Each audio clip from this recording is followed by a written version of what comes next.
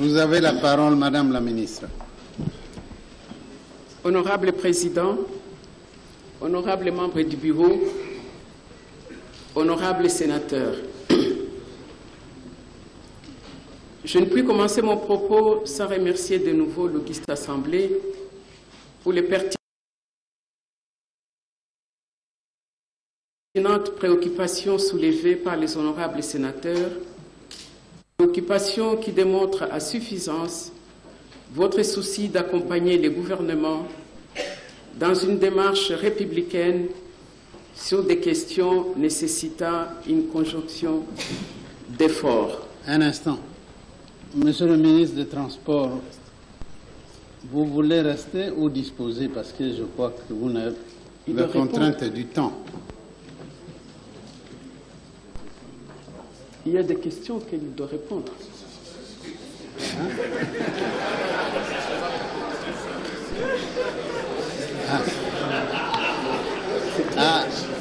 Il y a des questions transversales auxquelles le ministre des Transports pourrait répondre, c'est ça? Exact. Ben, allons-y, madame. D'ailleurs, honorable Président, vous me permettez directement de rassurer les sénateurs collés que la question de Blue Sky n'a pas été escamotée. Tout simplement, elle ne relève pas de ma compétence. Mon collègue y reviendra tout à l'heure. Les différentes questions soulevées par les honorables députés, excusez-moi, les honorables sénateurs qui étaient intervenus à la séance.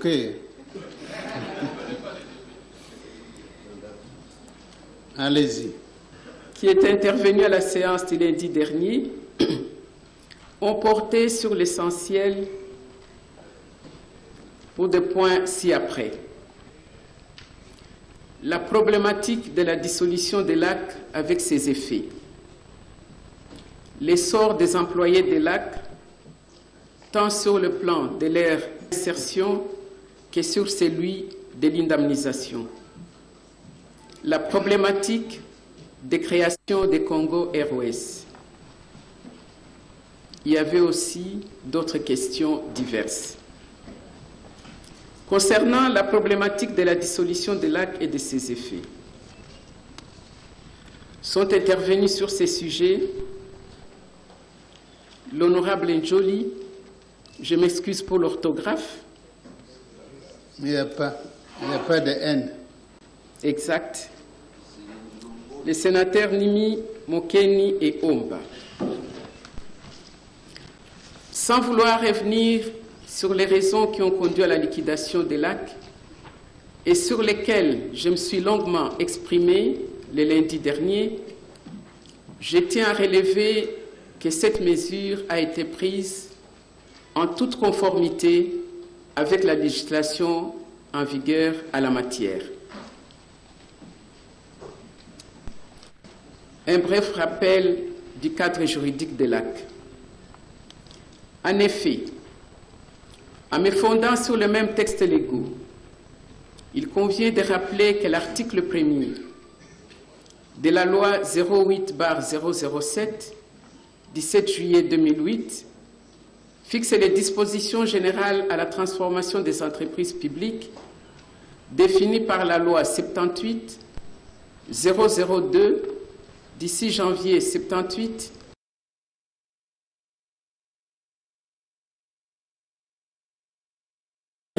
ont été transformées en sociétés commerciales soumises au régime des droits communs et aux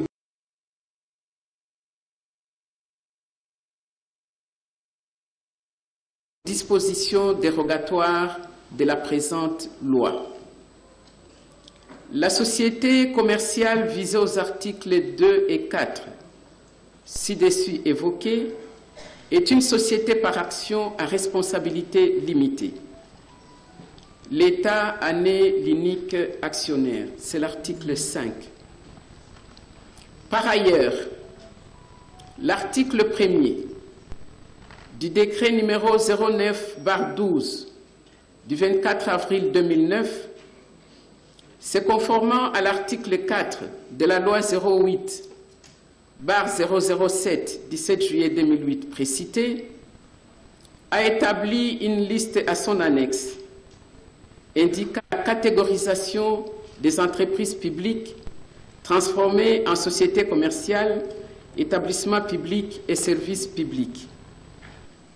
Ces prémices étant ainsi plantées, il est clair que les lignes aériennes congolaises étaient une société commerciale régie par la législation sur les sociétés commerciales, particulièrement les décrets du roi souverain du 27 février 1887 sur les sociétés commerciales en vigueur, applicables avant l'entrée en vigueur du droit OHADA.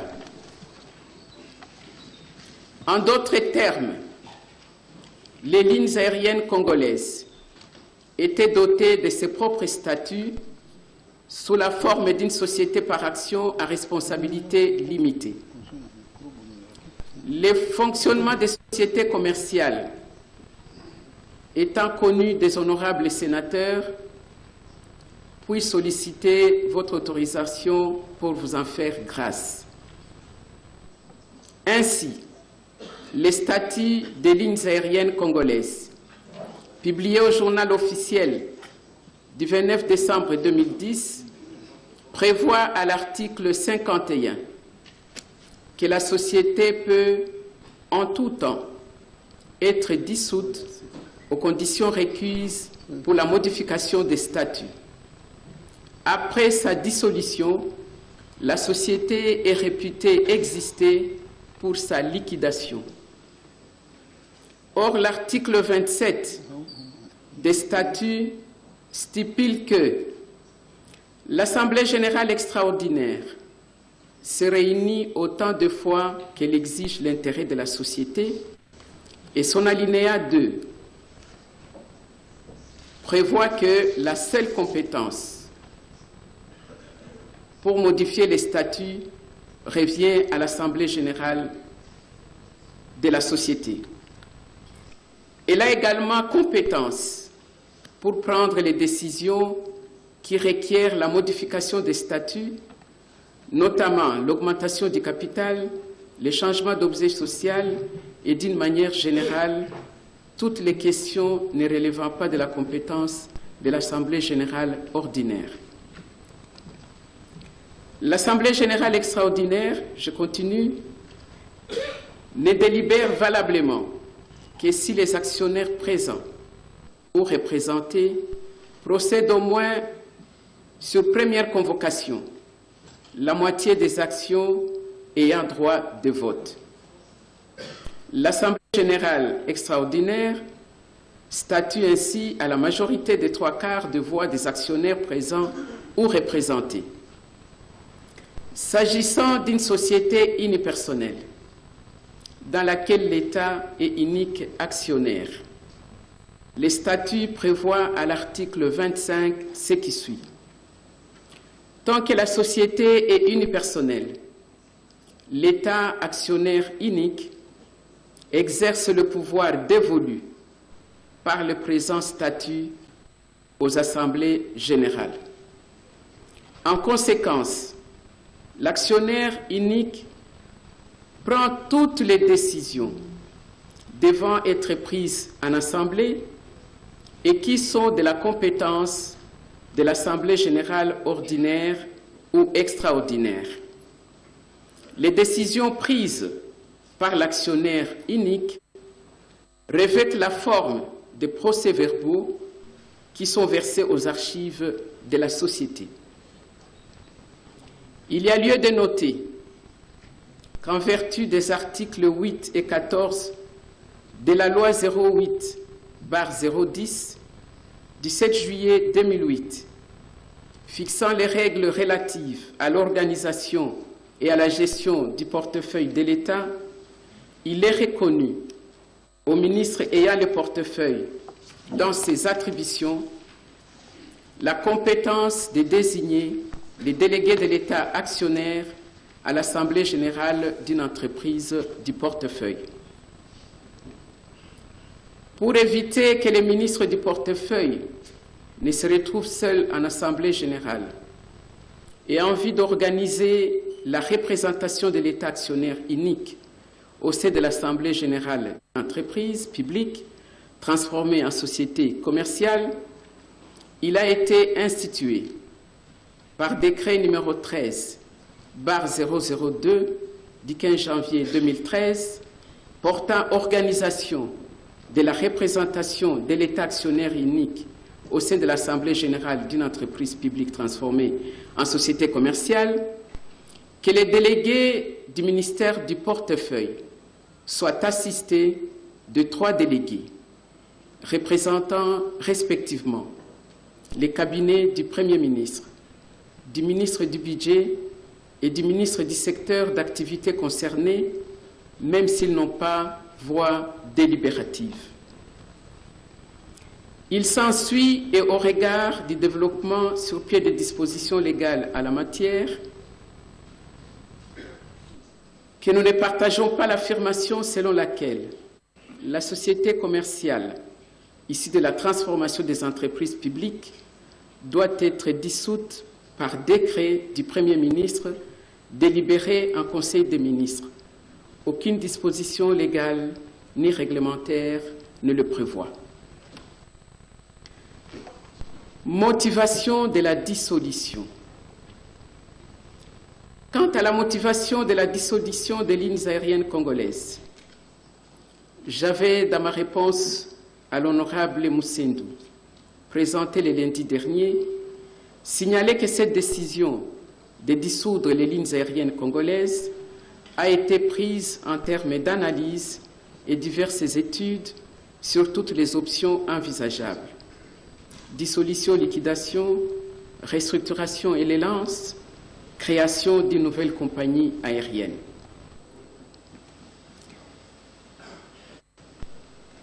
Études qui ont toutes démontré que la création sur des bases saines d'une nouvelle compagnie, exempte de toute charge du passif et autres pesanteurs, représentait la meilleure option.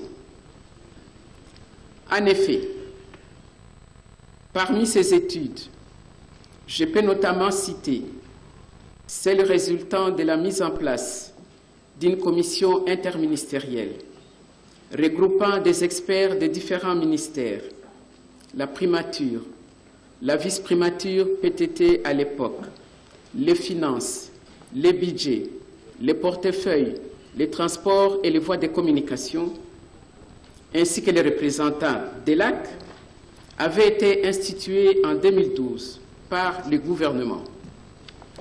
Il lui a été demandé d'examiner la faisabilité de la relance des lignes aériennes congolaises. Après avoir synthétisé les différentes études et données existantes, il avait établi dans ses conclusions que des préalables importants devraient être rencontrés et levés pour la relance. Sur le plan financier, constitution d'un fonds de roulement. Sur le plan technique, acquisition de nouveaux avions et mise à niveau des anciens. Et d'ailleurs, à l'époque, l'AC n'en disposait qu'un seul, dont j'avais parlé lundi, c'était le Boeing 737-200.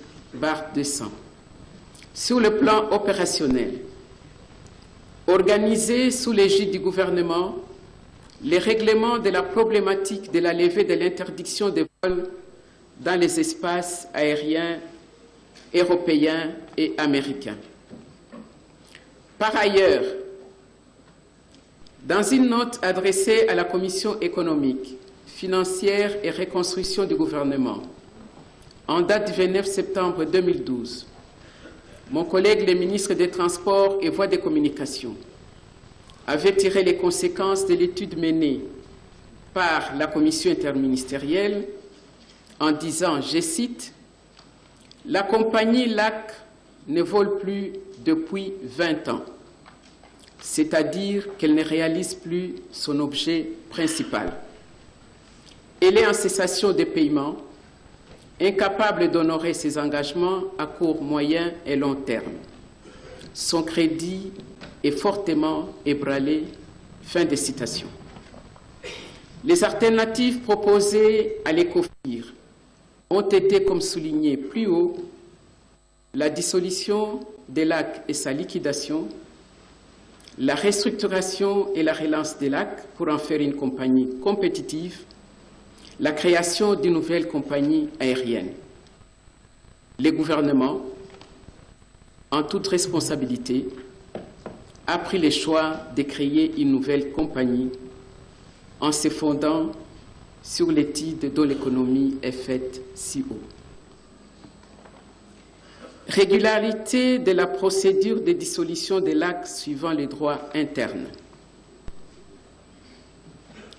Contrairement à l'affirmation qui a été faite, selon laquelle la dissolution des LAC devait se faire conformément au droit OHADA et devrait par conséquent entraîner la transmission universelle du patrimoine de cette entreprise à l'État actionnaire sans qu'il y ait liquidation, en vertu de l'article 201 de l'acte uniforme relatif aux droits des sociétés commerciales, il convient de rappeler que les dispositions de cet acte uniforme ne s'appliquent qu'aux sociétés ayant harmonisé leur statut avec les droits OHADA, ce qui n'était pas encore le cas pour la société LAC, qui a été constituée et transformée en société commerciale avant l'entrée en vigueur du dit acte.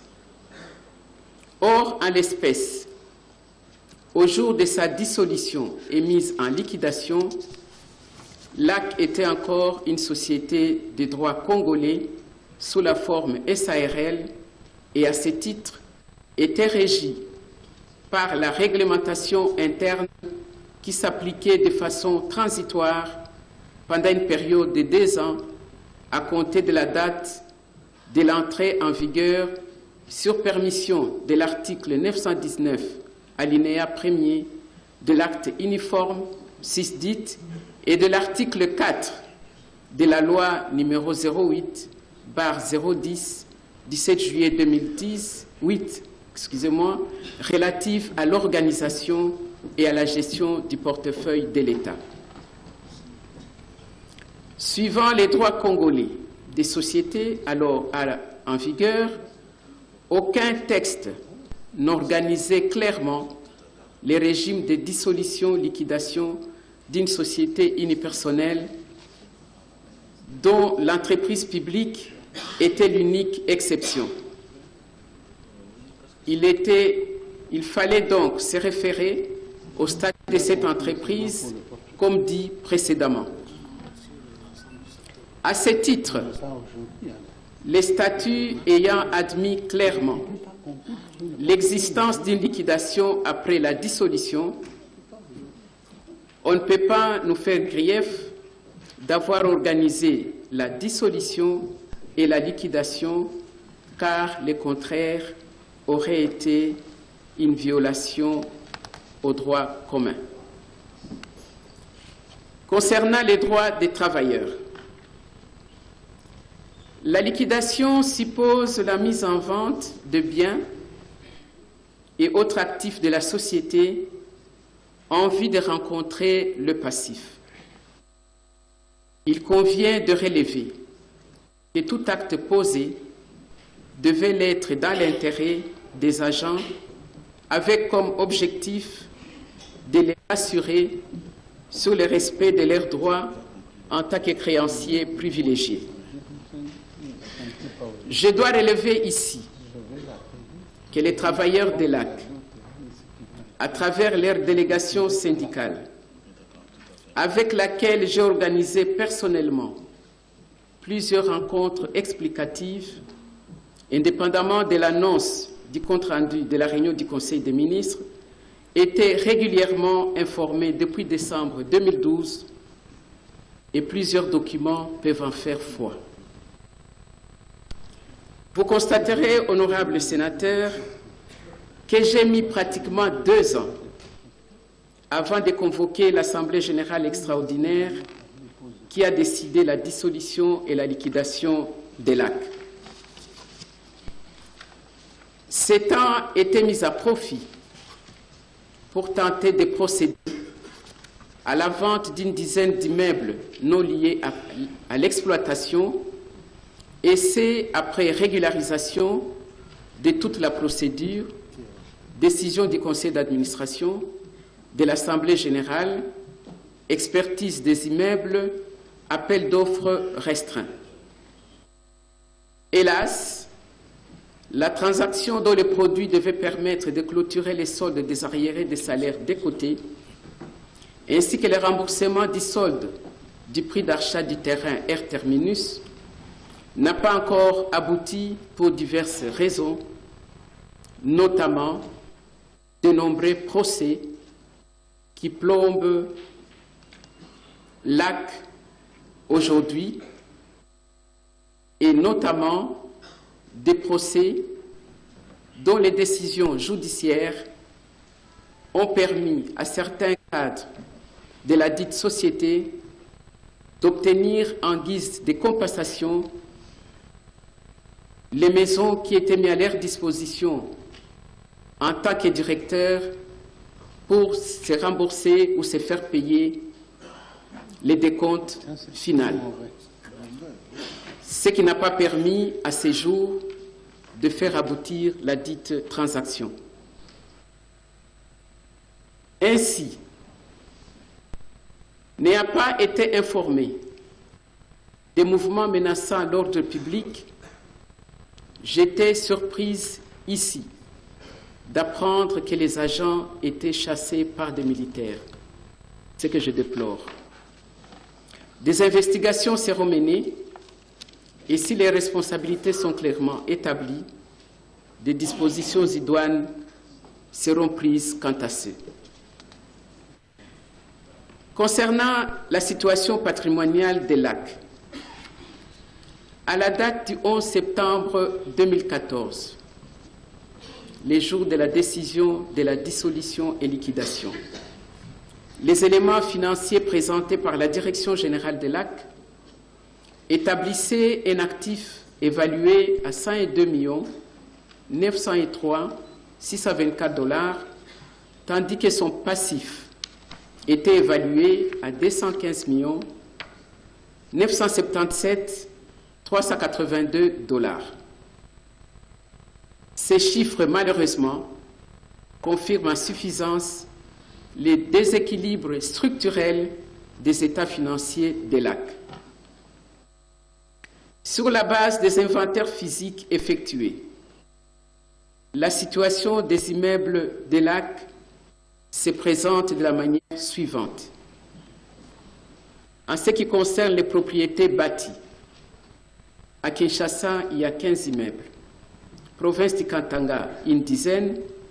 Province de Kater, 8. Au Maniema, un seul. Au Sud Kivu, 2 immeubles. Province orientale, 1 immeuble. Kassai oriental, 1 immeuble, soit au total 38 immeubles. Concernant la propriété non bâtie, au Kassai oriental, il y en a 1. À l'Équateur, il y en a 1. Concernant les installations pétrolières, à Kinshasa, il y a 4 citernes de 64 mètres cubes. En Bandaka, une citerne de 50 mètres cubes. À Lubumbashi, il y en a 6 de 120 mètres cubes. À Kananga, il y en a 2 de 100 mètres cubes. À Mbujimaï, il y en a 2 de 100 mètres cubes. À Kisangani, il y en a 8 de 510 mètres cubes. Et à Goma, il y en a 10 de 404 mètres cubes. Donc, honorables sénateurs, je ne crois pas que l'inventaire des immeubles que j'ai... Il y avait aussi des avions, j'en ai parlé lundi, un Boeing 737 qui vient de subir un check-si en France, un Boeing 737 qui est immobilisé depuis plusieurs années. Dans le cadre de la liquidation, le comité de liquidation est en train de sélectionner, conformément à la procédure légale, une maison d'expertise immobilière afin d'évaluer les propriétés bâties et non bâties, et ceci uniquement par souci d'actualisation, parce que la même évaluation avait déjà été faite en 2012. Il en sera de même pour tous les autres biens des lacs. L'avis à manifestation d'intérêt sera publié bientôt dans la presse en vue de la sélection de cette maison d'expertise. Le comité de liquidation a été aussi chargé d'initier des négociations, aussi bien avec les créanciers commerciaux que ceux qui ont saisi les cours et tribunaux, afin d'obtenir, comme ça a été fait avec les travailleurs, dont je loue encore une fois leur sens patriotique et de responsabilité d'avoir accepté une décote de 85%, malheureusement, qui n'a pas pu résoudre le problème tel que c'était souhaité à l'époque. Il en sera de même avec la dette fiscale et parafiscale. Et j'espère que ce sera l'effort de l'État à la matière. Sort des employés des lacs, tant sur le plan de leur réinsertion que sur celui de l'indemnisation. Sont intervenus sur cette question les honorables sénateurs Nimi, Mokeni, Kisimba et Omba. Comme je l'avais dit dans ma réponse du 11 mai dernier, la réinsertion au sein des Congo Airways des anciens travailleurs des lacs, malheureusement, ne sera pas automatique pour diverses raisons. Je crois qu'en parlant de la SNCC, certains sénateurs ont mis un accent particulier sur la formation et étant donné l'évolution technologique, une sélection devra être faite, bien que Congo Airways aura aussi la charge de former les gens et de les mettre au point par rapport à la technologie. Toutefois, sur base du concours, le personnel des lacs, au même titre que tout autre Congolais, méritant et remplissant les conditions requises, est éligible pour prester au sein de la compagnie Congo Airways. Concernant l'indemnisation, comme je l'ai dit tout à l'heure, suite à l'accord entre la Direction générale des lacs, la délégation syndicale, relatif à la décote sur les arriérés des salaires, quelques actions de paiement ont eu lieu en 2012. Elles ne se sont pas malheureusement poursuivies suite aux irrégularités constatées dans le processus de vente du terrain Air Terminus. Cependant, dans le cadre de la liquidation, selon le chronogramme qui a été établi, il est prévu qu'au moment de la réalisation des actifs, le premier désintéressé seront les employés, et j'insiste encore une fois, qui sont des créanciers privilégiés. J'ai noté qu'il faille des mesures d'encadrement de ces personnels et avec mes collègues, membres du gouvernement concernés, nous ne manquerons pas de rencontrer votre pertinente recommandation. De la problématique de la création des Congo Airways sont intervenus sur cette question les honorables sénateurs Njoli, Kalamba et Kole. De la régularité de la constitution des Congo Airways,